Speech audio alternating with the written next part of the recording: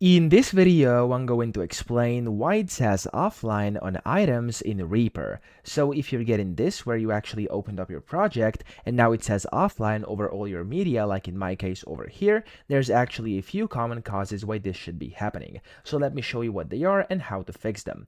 Now, the most common thing that happens is whenever your window is not active, things in your media are gonna go offline. So if you simply, for example, clicked on a different window or like opened a separate monitor and then on here you're doing some other stuff, things are going to go offline. Your media is going to go offline. So simply click into the window, and as you can see, there we go, the offline has disappeared. If I now go and click anywhere else outside my monitor, it's going to go offline again, okay? So if you want to fix this and you want to prevent this from happening, what you want to do is go to Options up top, scroll down to Preferences by clicking this button, and then click on Preferences. You could also open these by Control P, and then you want to go to Media. So scroll down to Media, click on it, and you have to uncheck this where it says Set Media Items Offline. So click Apply and then OK. And if I now go out of here, as you can see, I'm now not in the active window. I actually clicked out of here and it didn't go offline. It's still actually on here, okay? So it didn't say offline. That's the first way to fix it. But then the second reason would be that the files are simply missing.